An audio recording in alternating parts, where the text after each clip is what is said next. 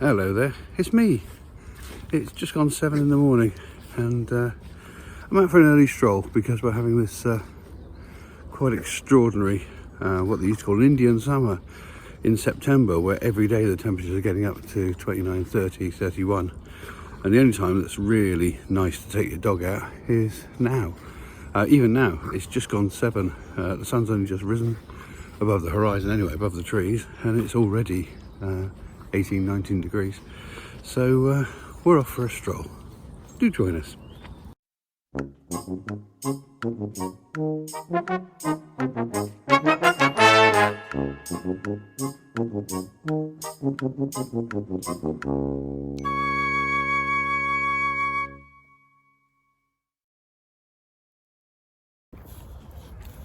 It's beautiful out here. It's already warm. There's a slight hint of mist still hanging over the back of the fields where the morning dew is being burned off.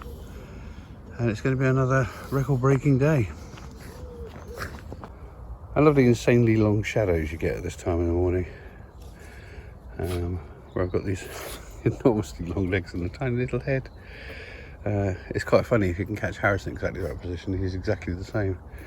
You get this extraordinarily stretched out pug who looks more like a greyhound.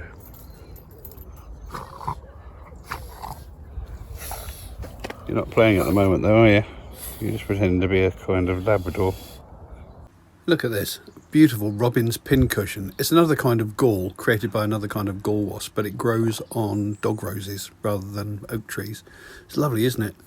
As we go into autumn, that will turn a lovely vivid red. And I want you to know that I suffer for my art. Yeah, red kite up on top of a tree there.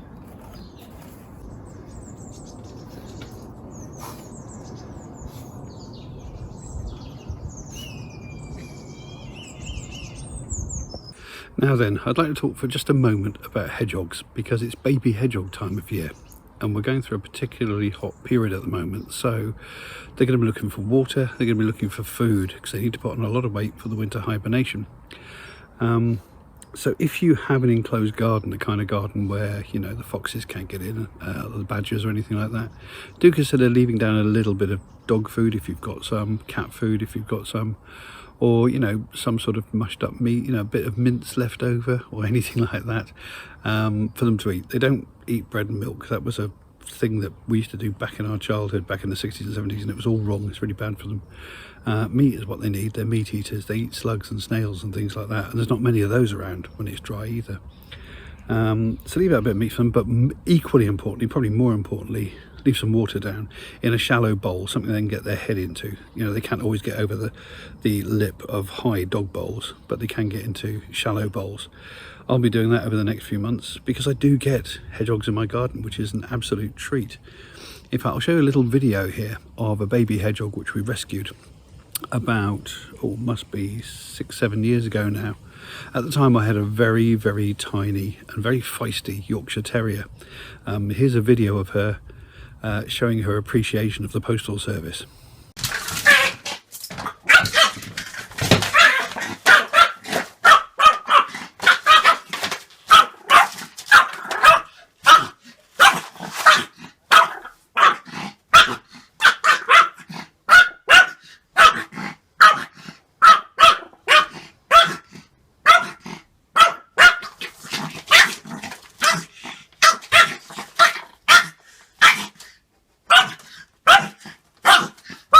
She was very angry little girl. She really was, but at the same time she was also tiny. She was the runt of a litter, and I think her mother was the runt of a litter, so she was almost like what you would call a teacup Yorkie. She was a very, very small dog, and I want you to bear that in mind when you see this next clip of video of just how small this baby hedgehog was that I rescued. It was hugely underweight.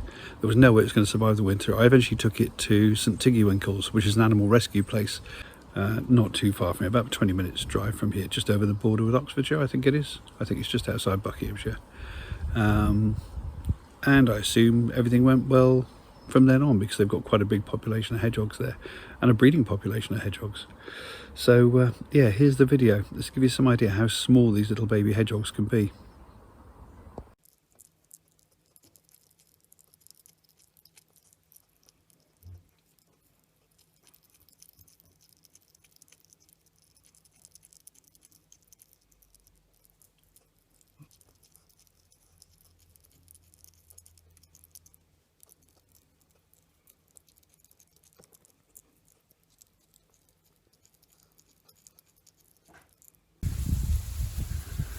Another thing I like to make sure I do is keep my bird bath topped up, because this thing is drying out very, very quickly. There's hardly anything in there, and I filled this up yesterday.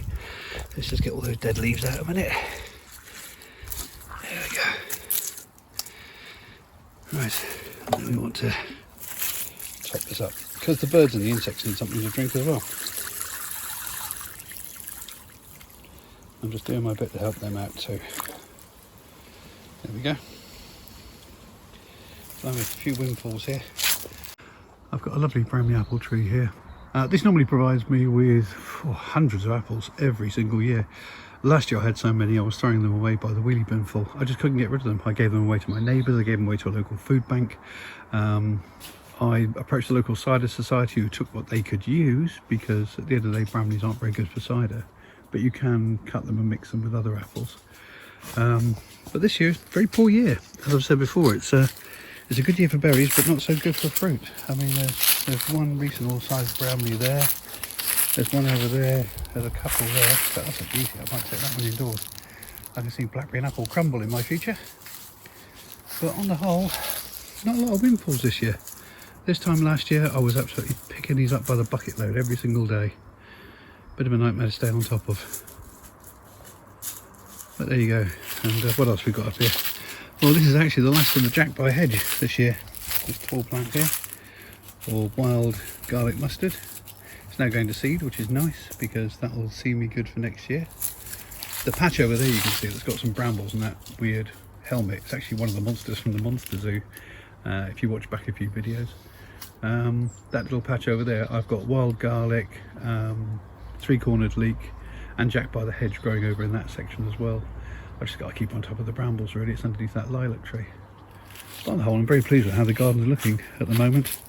I've got my wildlife areas.